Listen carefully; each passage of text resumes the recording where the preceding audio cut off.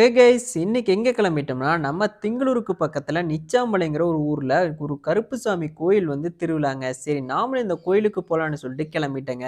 கிளம்பி நாங்களும் நிச்சாம்பாளையத்துக்கு பக்கத்துல வந்ததுக்கப்புறம், இந்த வாய்க்கால் வழியா தான் அந்த கோயிலுக்கு போகணும்னு சொல்லிட்டு சொன்னாங்க. நாங்களும் இந்த வாய்க்கால் வழியா வண்டி எடுத்துட்டு வந்துட்டோங்க. வண்டி எடுத்துட்டு வந்ததுக்கப்புறம் இங்கேயும் ஃபுல்லான டிராஃபிக்கு. ஆனா காட்டுக்குள்ள இந்த அளவுக்கு திருவிழா பயங்கரமா நடக்குன்னு சொல்லிட்டு நான் எதிர்பார்க்கவே இல்லைங்க. நான் கொஞ்சமா கூட்டம் இருக்குன்னு சொல்லிட்டு தான் வந்தேன். ஆனா இந்த அளவுக்கு கூட்டம் பயங்கரமா இருக்குன்னு சொல்லிட்டு நான் எதிர்பார்க்கல. நாங்களும் போற வழி எல்லாமே ஃபுல்லா வண்டியாவே நிக்குது அந்த வாய்க்கால் ஃபுல்லா. சரின்னு சொல்லிட்டு நாங்களும் டிராஃபிக் எல்லாமே கிளியர் பண்ணி அப்படியே கோயிலுக்கு பக்கத்துல ரீச் ஆயி வண்டி எல்லாமே பார்க் பண்ணிட்டோம். நாங்களும் அப்படியே கோயிலுக்குள்ள வந்து என்டர் ஆகறக்கு ஆரம்பிச்சிட்டோம். இந்த கோயிலோட பெயர்ன்னு பார்த்தா அருள்மிகு ஸ்ரீ வாழைத்தோட்டத்து ஐயன் பெரியசாமி திருக்கோயில் தாங்க இந்த கோயிலோட பெயர். இந்த கோயில் பார்த்தீங்கன்னா, இங்க லோக்கல்ல நிச்சாமலையும் அத சுத்தி இருக்க ஊர்கள் எல்லாமே பெரியசாமி கோயில்னு சொல்லிட்டு தாங்க அழைக்கப்படுது. இந்த கோயில் கிட்டத்தட்ட ஒரு 100 ஆண்டுகளுக்கு மேல பழமை வாய்ந்த கோயிலாவும் சொல்லப்படுதுங்க. நாங்களும் எல்லாமே சுத்தியும் அப்படியே கோயில சுத்தி பார்க்கலான்னு சொல்லிட்டு நாங்களும் சுத்தியும் பார்த்துக்கிட்டு இருந்தோம்.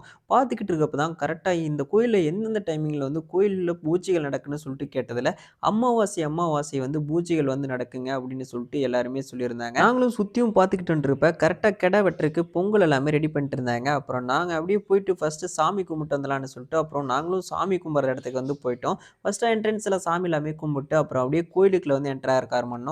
உள்ள போனோனே 5 முனியப்பன் சாமி பார்க்கறக்கே பயங்கரமா இருந்துச்சுங்க. அப்படியே லைனா வச்சிருந்தாங்க சிலை எல்லாமே. அப்படியே பார்த்துட்டு அது எல்லாமே சாமி எல்லாமே கும்பிட்டு முடிச்சுட்டு, அடுத்து நாங்க அப்படியே அடுத்தடுத்த சாமின்னு சொல்லிட்டு கும்பிட்டு வந்துகிட்டே இருந்தேங்க. இந்த கோயில்ல நாம என்ன நெனச்சு வேண்டிட்டு போறோமோ, அது அப்படியே நடக்கும்னு சொல்லிட்டு சொல்லியிருந்தாங்க. இந்த கோயில்ல அமாவாசை பூஜைகள் வந்து நடக்குன்னு சொல்லியிருந்தேன். அந்த அன்னைக்கு வாக்குகள் எல்லாமே இந்த கோயில்ல வந்து சொல்லப்படுவதாகவும் சொல்லியிருந்தாங்க.